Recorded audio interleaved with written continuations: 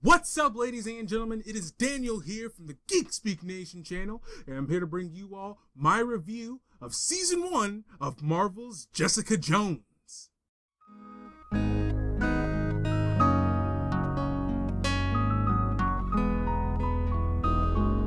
So, Marvel's Jessica Jones is the next series in the Netflix, series for Marvel.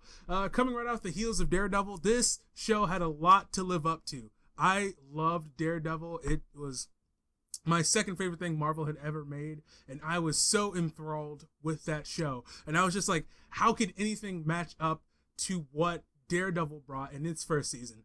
Well, ladies and gentlemen, I'm here to tell you that Jessica Jones surpasses Daredevil and surpasses nearly every single thing Marvel has ever created, both for the little screen on TV and on big screen. This show is amazing. Not only is it one of the best things Marvel has ever made, it's one of the best darn TV shows out there.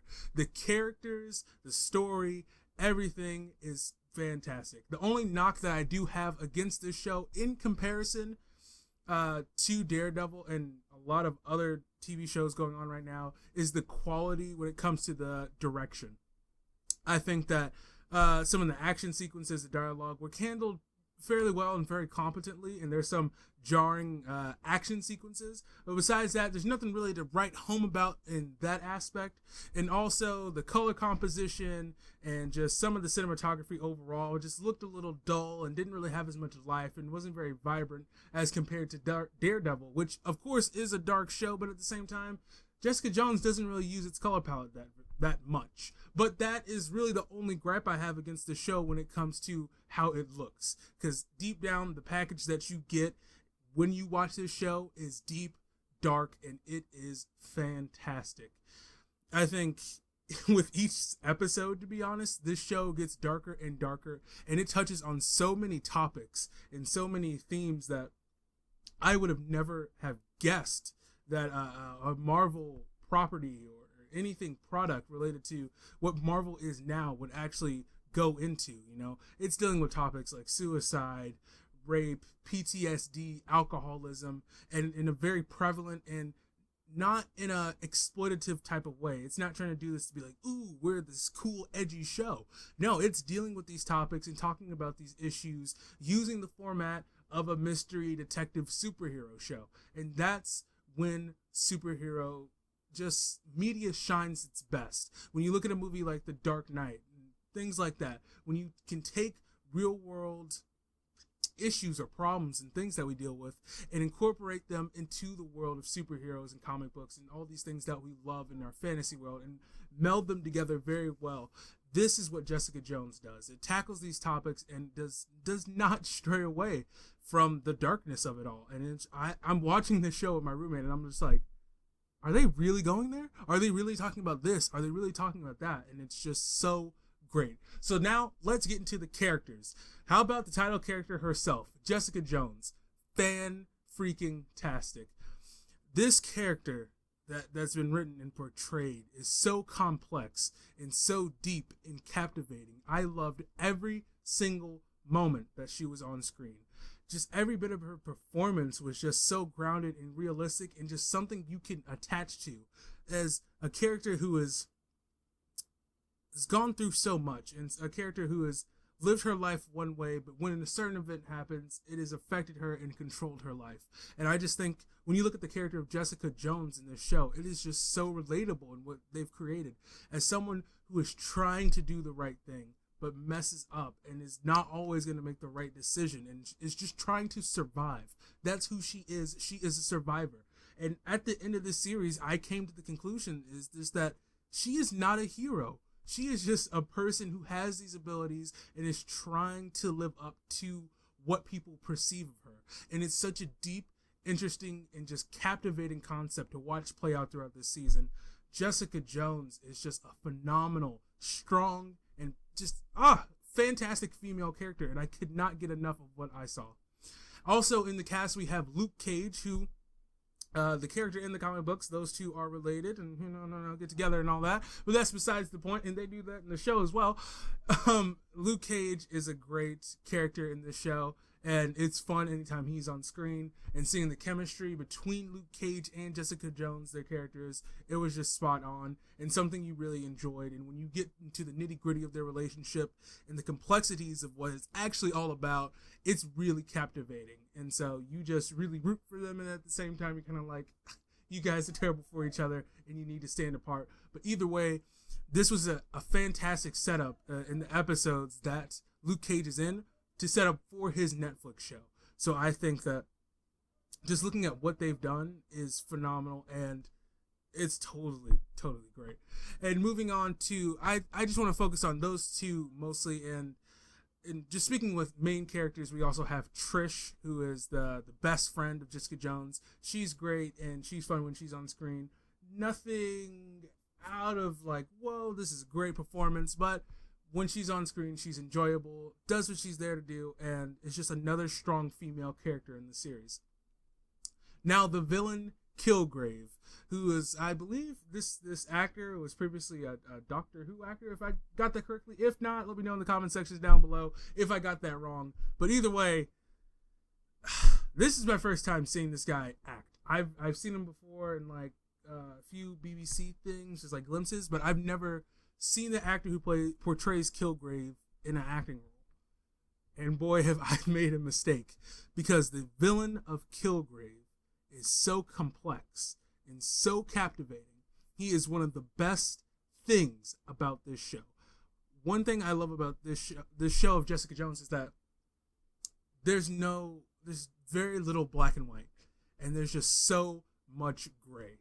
And despite how much purple Kilgrave wears, he is all gray, but mostly black in his motives and what he does. And he is such a twisted, evil character that somehow you just hate and despise. And you just like, okay, this guy, he's got to go. He's got to go. We have no other choice. This guy's got to go. But when you're watching it and you learn what's behind his mind and why he's doing the things he does and why he is the way he is, it is just so captivating to see that play out throughout the season, and seeing what he actually wants is just so great. And just from a perspective of a writer and aspiring director, it is just something so inspirational to see characters be so complex and want to grow and want to twist things and go in directions that are not really safe. And the way these characters react are very dark and twisted and realistic, and it reflects a lot of real world relationships, and not all of them that we have with one another are good or reciprocating. You know, a lot of relationships in these shows have ulterior motives. They're dark and they can be abusive or manipulative, and not even in intentional sort of ways. So that's what truly makes these characters so captivating on this show. And I think that also goes for most of the supporting cast, except for about one or two characters. There's one character who's a neighbor, who is a sister and has a brother and all that stuff. She comes off as kind of quirky and just kind of cartoonish. And as the show goes on, they do try to find ways to develop her character. But overall, I didn't really buy into her or what she was saying and when she tried to get serious, because she just came off as so cartoony.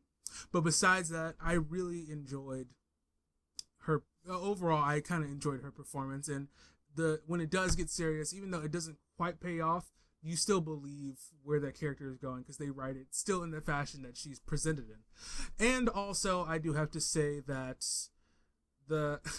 I forget his name, but I think his name is Sergeant Simpson in this show. He plays this cop in this show.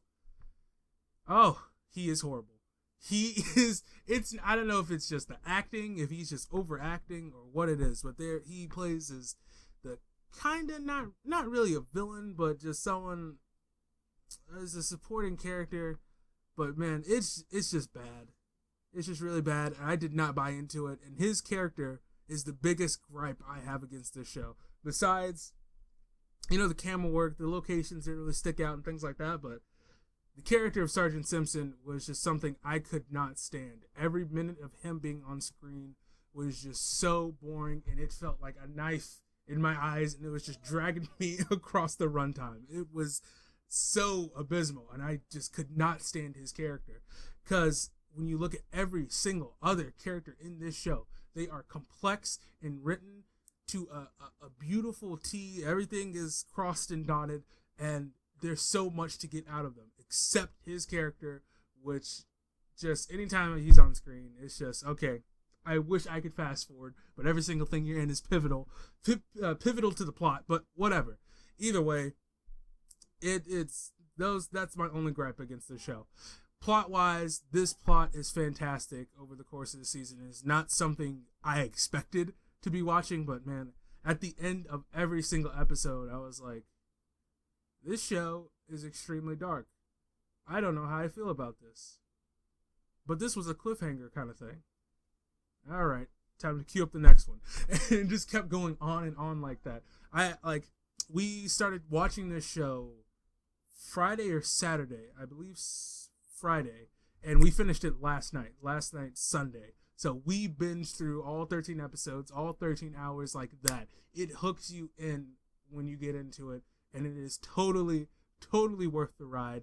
And by the end of the plot and by the end of the show, it is a story that I just truly, truly enjoyed and could not get enough of. So, ladies and gentlemen, I'm going to give Jessica Jones a 9.5 out of 10. So, ladies and gentlemen, what did you think of Jessica Jones? Let me know in the comment sections down below. And beware of spoilers if people tend to give those. If you want to talk about spoilers, just, put that little caption up there, put that big alert down there, and we can chitter-chat about what you thought of Jessica Jones in the comment sections down below. And also, while you're down there, did you like my review? Well, go ahead and hit that like button and subscribe to become a part of the Geek Nation. Because remember, ladies and gentlemen, we are on our way to 300 subscribers, and we need each and every single one of you to make that happen. As always, ladies and gentlemen, I've been Daniel, and do not forget to get geeky.